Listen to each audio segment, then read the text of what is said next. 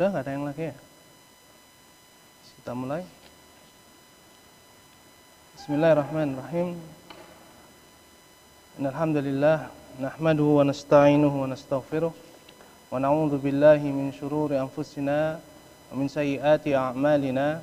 Man yahdihillahu fala mudilla lahu wa man yudlil fala hadiyalah. Wa asyhadu an la ilaha illallah wahdahu la syarika lah wa asyhadu anna Muhammadan abduhu wa rasuluh arsalahu bil huda wa dinil haqq liyudhhirahu 'ala dini kullih walau karihal musyrikun. Amma ba'd. Kita lanjutkan baca tulisan kami, panduan praktis pengurusan jenazah. Kita masuk di bab kelima, tuntunan mengiringi jenazah. Yang tersisa dari yang kemarin yaitu tentang sholat jenazah. Siapakah imam yang paling berhak untuk mensolati jenazah? Yang terluput dari kami. Yang paling berhak adalah orang yang mendapatkan wasiat. Jadi apabila mayit ketika masih hidup membuat wasiat yang mensolatinya adalah fulan, maka fulan itulah yang paling berhak untuk mensolatinya. Apabila tidak ada, maka ya para imam, ya kaum muslimin. Wallahu ta'ala alam. Kemudian bab 5, tuntunan mengiringi jenazah. Hukum mengiringi jenazah mengikuti hukum menguburkan jenazah, yaitu wajib atau fardu kifayah. Dan ini menurut kesepakatan para ulama sebagaimana dinukil oleh Ibnu Mundzir rahimahullah dalam kitabnya Al-Ijma'. Berdasarkan hadis Nabi sallallahu alaihi wasallam dari Abu Hurairah radhiyallahu ta'ala anhu, haqqul muslim 'alal muslim sit. Hak seorang muslim yang wajib ditunaikan oleh muslim yang lainnya ada 6. Qila man hunna ya Rasulullah? Beliau ditanya, apakah 6 hak tersebut wahai Rasulullah? Beliau mengatakan, idza laqitahu fasallim alaihi. Apabila engkau berjumpa dengan saudara muslim, maka ucapkanlah salam kepadanya. Ini yang pertama, wa idza da'aka fa'ajibhu. Apabila saudaramu mengundangmu, maka penuhilah undangannya. Wa idza stansahaka fansah lahu. Apabila dia, saudara muslimmu, minta nasihat, maka berikanlah nasihat untuknya. Wa idza atasa fahamidallaha fasamidhu. Apabila saudaramu bersin kemudian dia memuji Allah, mengucapkan alhamdulillah, maka samidhu. Hendaknya kita, yaitu kamu mendoakan dengan yarhamukallah. Wa idza marida fa'udhu. Dan apabila dia sakit, maka jenguklah dia. Wa idza mata fattabi'hu. Apabila dia wafat, meninggal dunia, maka iringilah jenazahnya. Di akhir hadis ini menjadi syahid bahwasanya hukum memakamkan, ya, mengiringi jenazah adalah fardu kifayah. Wallahu ta'ala alam. Dan Rasulullah SAW juga menyebutkan keutamaan mengiringi jenazah. Beliau mengatakan, man shalla ala janazatin wa lam yatba'ha falahu qirat. Barang siapa yang mensolati jenazah dan tidak mengiringinya sampai ke kuburnya, maka baginya pahala 1 qirat. Fa in tabi'aha falahu qiratani.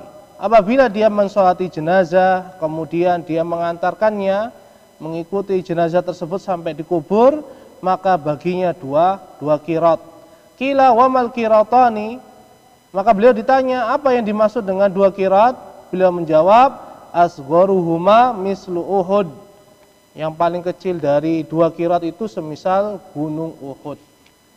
Jadi ini pahala yang sangat besar bagi orang yang mensolati jenazah, begitu pula mengantarkan sampai ke liang lahat.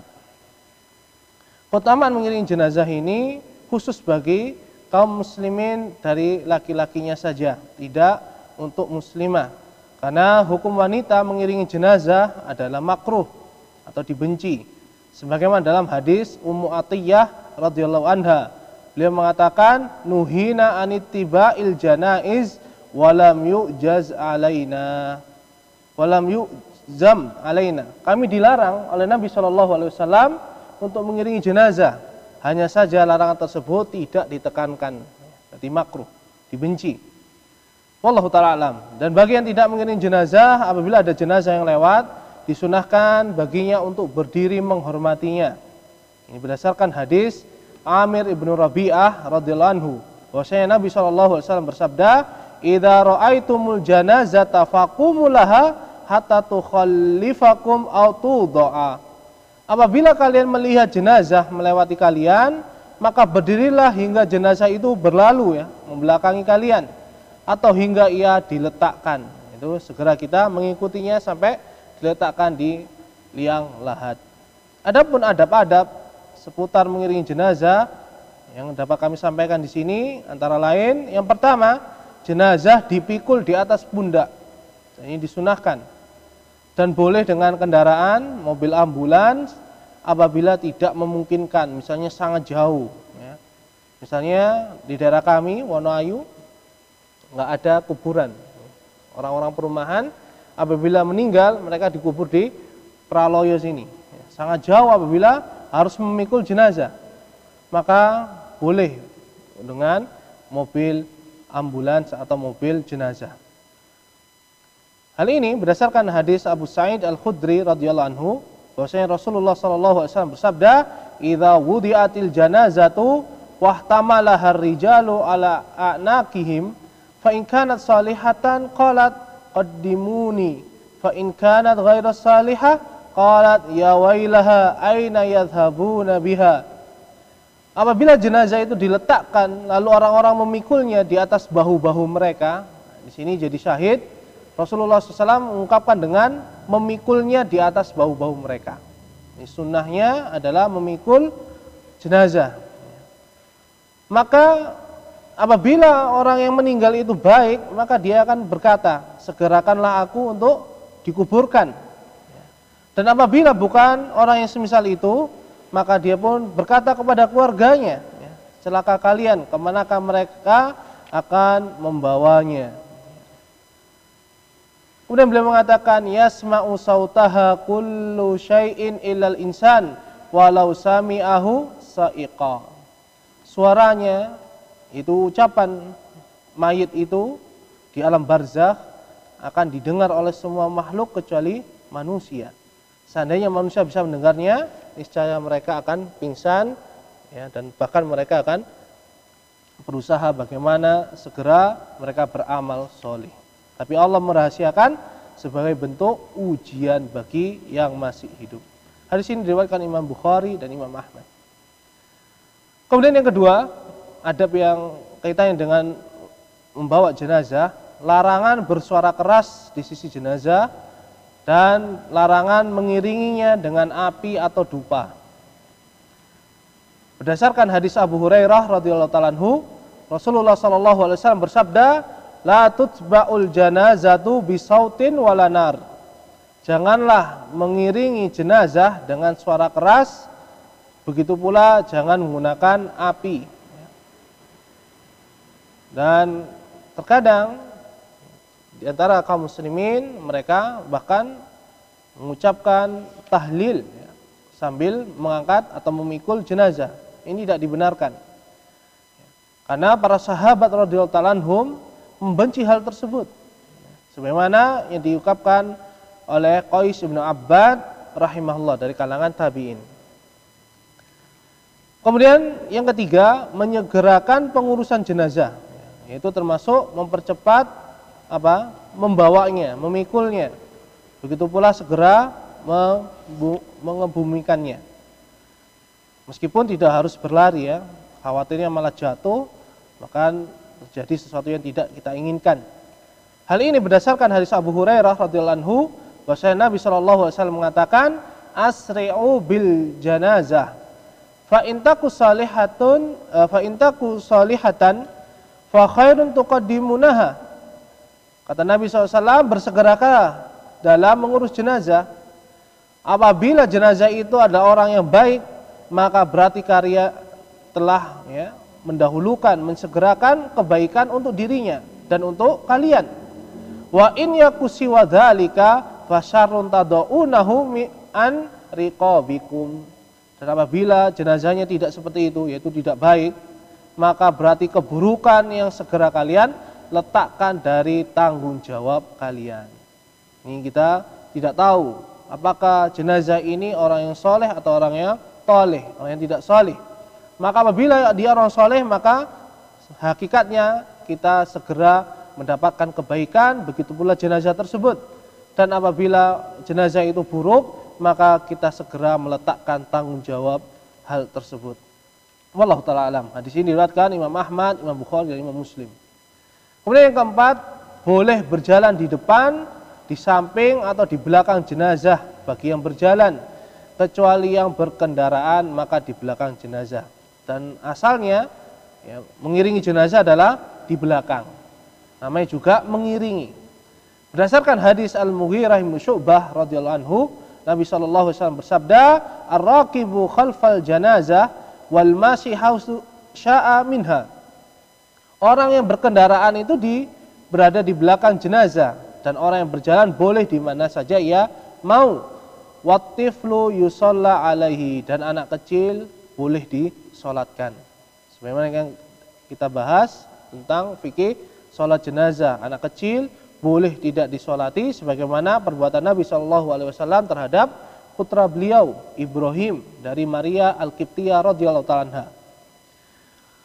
Dan yang afdal adalah berjalan di belakang, sebagaimana dikatakan oleh Ali bin Abi Thalib radhiyallahu ta'ala anhu, annal masya khalfaha afdalu minal masyi amamaha.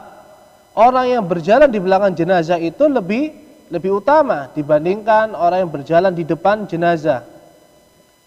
Kafadli salatir rajuli fi jama'atin ala salatihi fadhan. Seperti keutamaan salat jamaah atas salat yang dilakukan secara sendiri-sendiri. Ya, berarti ada keutamaan yang besar kita ngiringi jenazah itu di belakangnya, bukan di depannya. Kemudian yang kelima, disunahkan bagi yang memikul jenazah untuk berwudu setelah pemakaman selesai. Disunahkan berwudu. Adapun orang yang memandikan, disunahkan untuk mandi janabah, mandi besar. Berdasarkan hadis Abu Hurairah radhiyallahu ta'ala anhu, Rasulullah sallallahu alaihi wasallam bersabda, "Man ghassalal mayyita falyaghtasil wa man hamalahu falyatawadda." Barang siapa yang memandikan mayit, maka hendaknya ia mandi, dan barang siapa yang memikulnya, maka hendaknya ia berwudu. Kemudian yang keenam, mengucapkan salam ketika masuk tempat pekuburan kaum muslimin. Disunahkan mengucapkan salam tatkala kita masuk ke pemakaman atau tempat kuburannya kaum muslimin. Ada beberapa riwayat, diantaranya adalah assalamu ala ahli diyar minal mu'minina wal muslimin wa yarhamullahu mustaqdimina minna wal mustakhirin wa inna insyaallahu bikum lalahikun.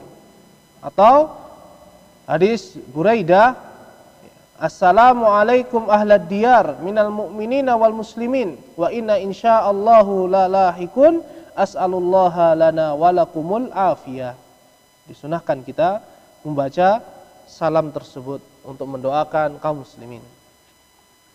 Dari sini ada yang tanyakan untuk mengiringi jenazah sebelum kita masuk ke pemakaman jenazah. Kalau tidak ada, kita lanjut.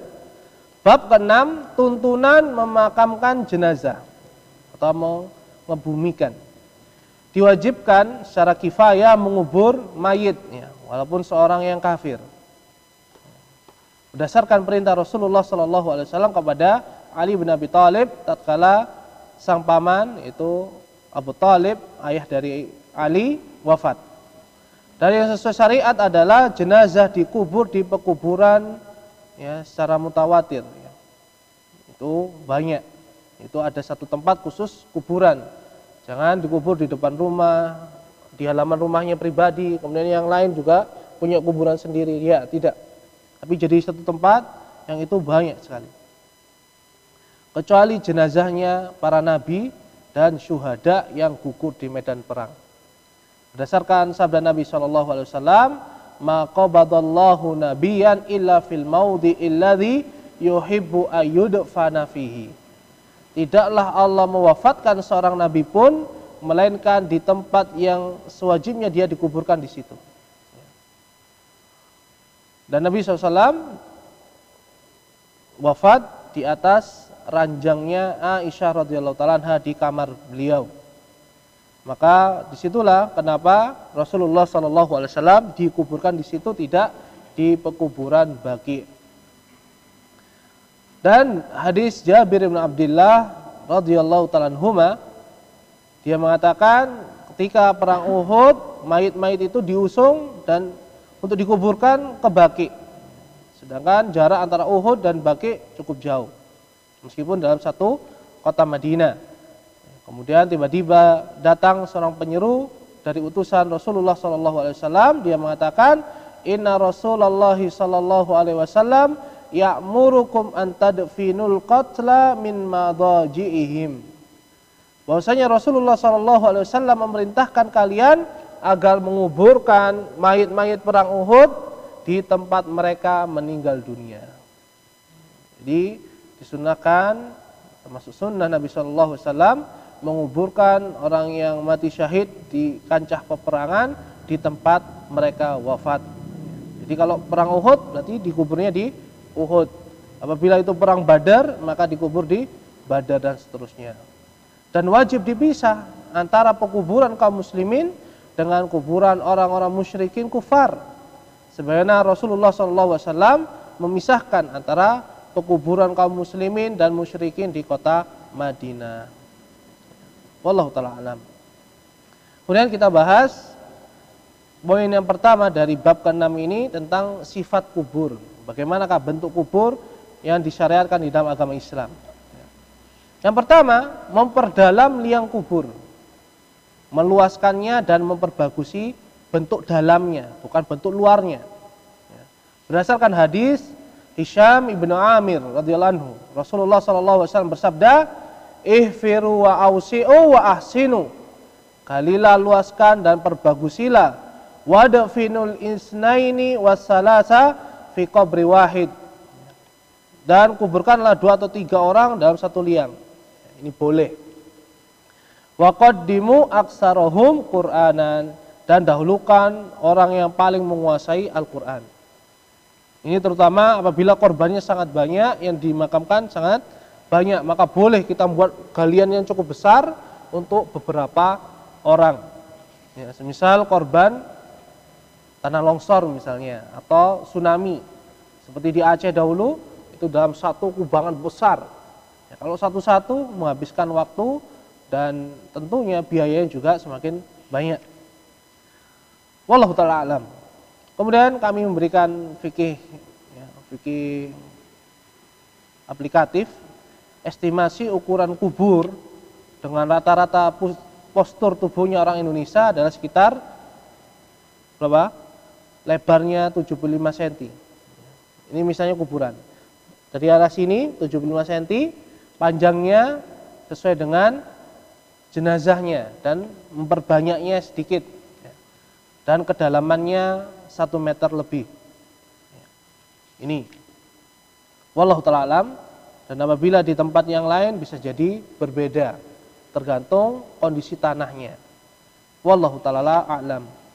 Kemudian yang kedua, bentuk kubur dalamnya boleh bentuknya lahat atau syak.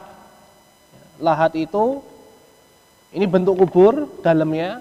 Kemudian ini ada tanah. Kemudian kita gali, bentuknya gali sehingga jenazah itu menghadap ke arah lahat tersebut. Bentuknya kayak begini. Coba kita dalami ini sehingga kita taruhkan menghadap jenazah itu ke arah lubang tersebut. Itu namanya lahat. Adapun syak itu ini bagian bawah kubur, kemudian kita lubangi sini, tengah itu. Kemudian jenazah itu ditaruh di dalam tengah-tengah itu, lubang, sehingga kemudian diberikan kayu dan seterusnya. Itu namanya syak. Kedua-duanya boleh. Sebagaimana hadis Abdullah bin Abbas radhiyallahu ta'ala anhuma, Rasulullah sallallahu alaihi wasallam mengatakan, "Al-lahdu lana wasyaqqu li ghairina." Lahat itu bagi kita dan syak itu untuk selain kita. Namun ada hadis yang memalingkannya. yaitu hadis Anas bin Malik radhiyallahu ta'ala anhu. Beliau mengatakan, lamma tuwfiyan Nabi sallallahu alaihi wasallam kana bil Madinah rajulun yalhadu wa akharu yadrahu. Tatkala Nabi sallallahu alaihi wasallam wafat, di Madinah itu ada seorang yang ahli membuat lahat dan seorang yang ahli membuat syak. Faqalu, maka para sahabat itu berselisih, apakah kuburannya Nabi sallallahu alaihi wasallam itu dibuat lahat atau syak. Ini menunjukkan kedua-duanya pernah dilakukan oleh para sahabat dan di situ ada Nabi Shallallahu Alaihi Wasallam.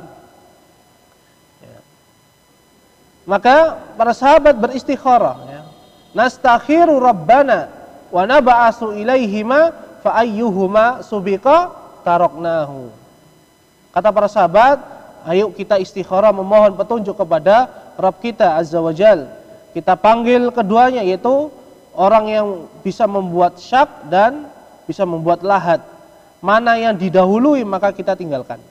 Siapa yang datang dahuluan maka kita pakai untuk membuat kuburan Nabi Shallallahu Alaihi Wasallam. Fa ursila ilaihima fasabaqa sahibul lahat falahadu lin Nabi Shallallahu Alaihi Wasallam. Ternyata Allah memilih itu orang yang membuat lahat untuk datang duluan sebelum yang buat syak. Maka mereka pun membuat lahat untuk Nabi Shallallahu Alaihi Wasallam. Adapun estimasi ukuran lahat yaitu sekitar tingginya 50 cm, melebihi apa? Lebar pundak ke pundaknya jenazah. Kemudian lebarnya 30 cm, maksudnya kedalamannya antara dinding tadi.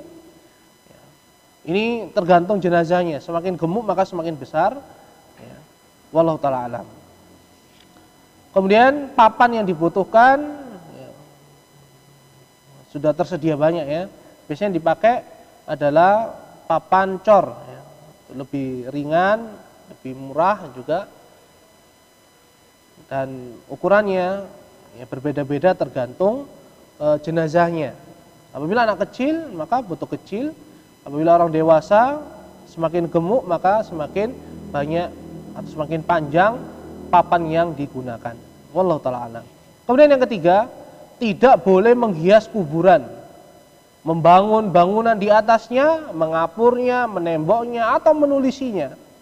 Berdasarkan hadis Jabir bin Abdullah radhiyallahu anhu, beliau mengatakan, naha Rasulullah sallallahu alaihi wasallam an yujassasa al-qabr.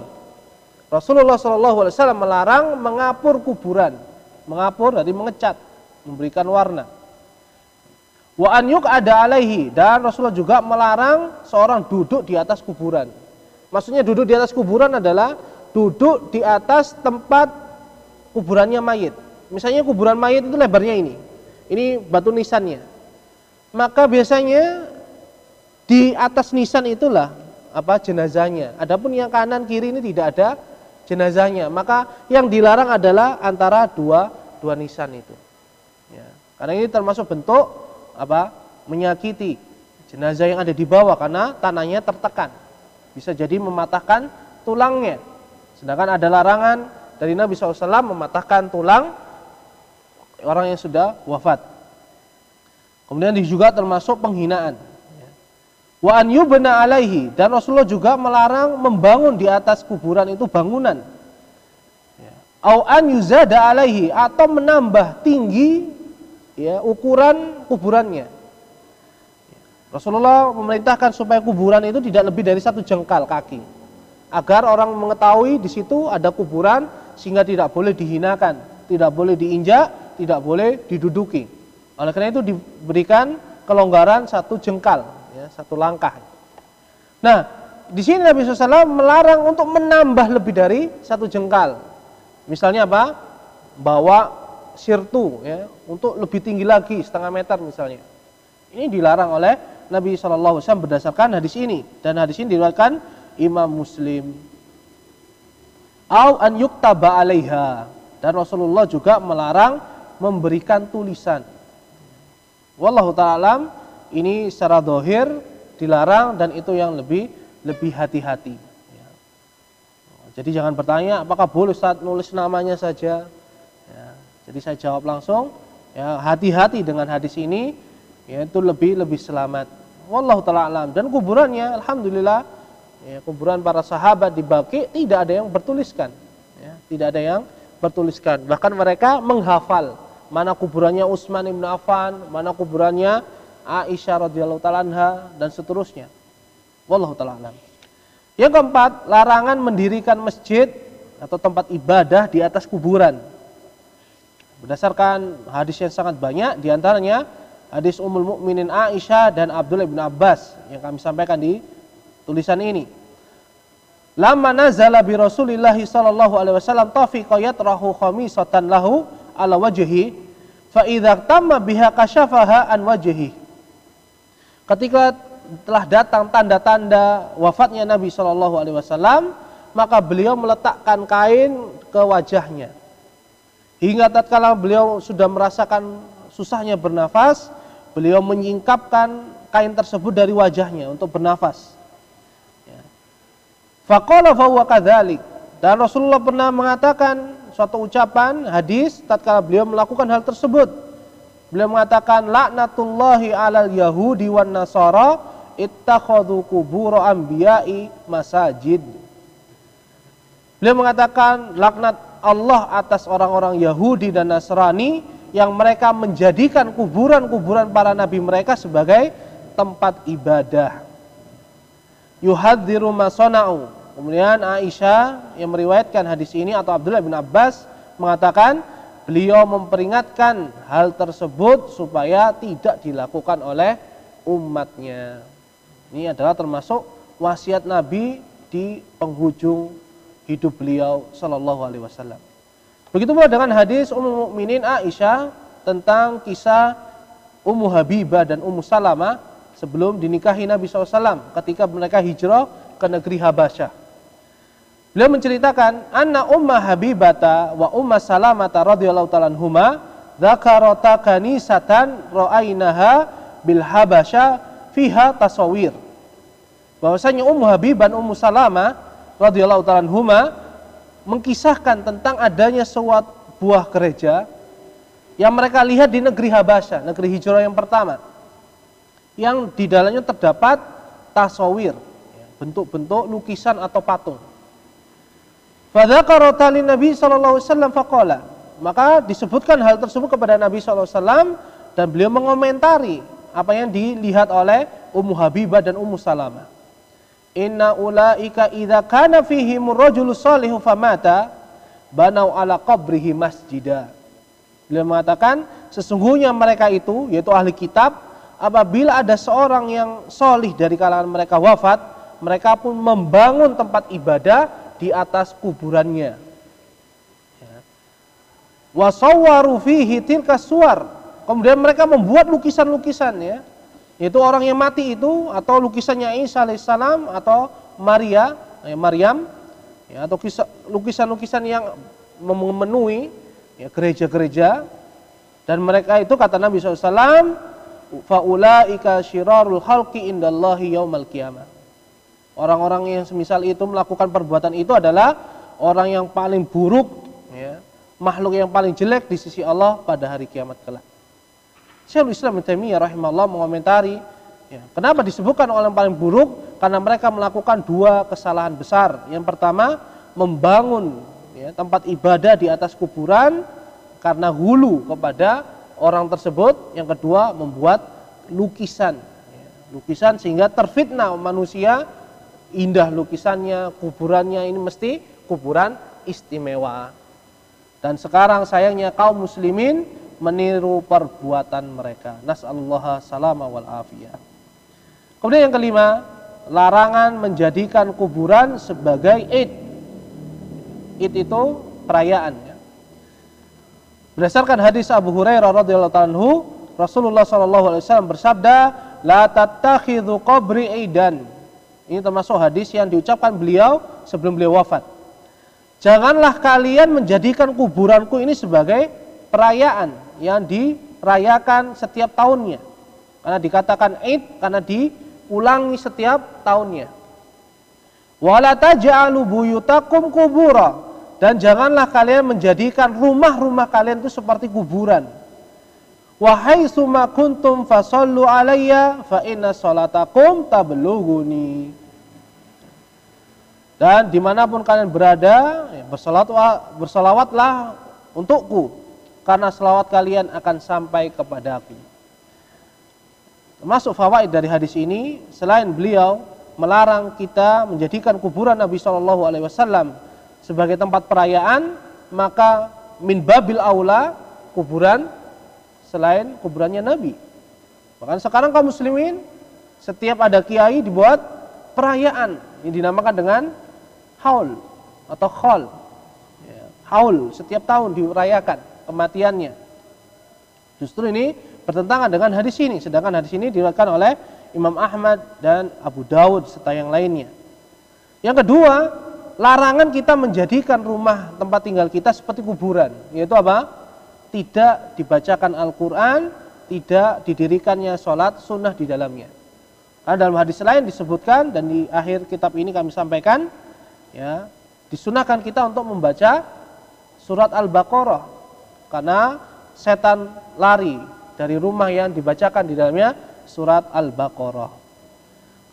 Kemudian dimanapun kita bersolawat, maka hakikatnya Allah akan sampaikan solawat itu kepada Nabi Sallallahu Alaihi Wasallam. Jadi tidak perlu kita datang ke Madinah, ke Masjid Nabawi untuk kita mengucapkan salawat dan salam untuk Nabi Sallallahu Alaihi Wasallam. Dari sini ada yang tanyakan tentang adab-adab atau sifat kubur yang disyaratkan oleh Allah Subhanahu wa taala yang disampaikan oleh Nabi Sallallahu Alaihi Wasallam. Ada? Kalau tidak ada, kita cukupkan dan insyaallah kita akan lanjutkan bagaimana tata cara menguburkan jenazah dan bab tentang takziah, ya, berbelasungkawa di pertemuan yang akan datang insyaallah. Ada yang tanyakan? Iya. Pada kenyataannya seperti di dalam kitab ini, berdasarkan dalil-dalil yang ada, itu masyarakat banyak menyelisih. Itu bagaimana awalnya seperti itu? Bagaimana? Wallahu ta'ala alam, bisa jadi kaum muslim yang tidak paham itu karena mereka tidak sampai hadis ini. Ya, tidak sampai hadis ini. Apalagi kita tahu banyak kaum muslimin tidak bisa baca Arab, ya, baca Al-Quran aja tidak lancar. Bagaimana mereka mempelajari hadis, sedangkan hadis itu dalam bahasa Arab. Ini nomor satu. Jadi kemungkinan mereka tidak paham sehingga menyelisih hadis karena tidak sampainya ilmu. Ini pentingnya kita berdakwah, ya, dengan kajian, dengan menyebarkan ceramah atau buku dan seterusnya. Yang kedua, ya, para ulamanya, ya, mereka tidak menyampaikan, entah banyak alasan bisa jadi.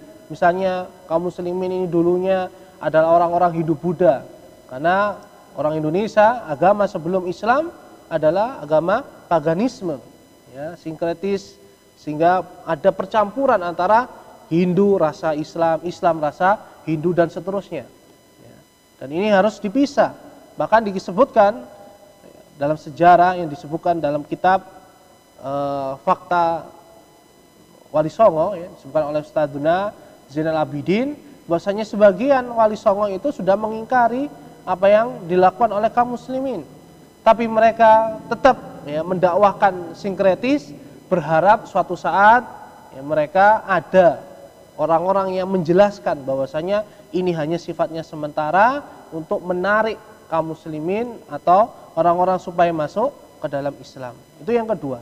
Yang ketiga, ada oknum-oknum yang memang sengaja untuk menyebarkan kesyirikan, ya, menyebarkan kesyirikan.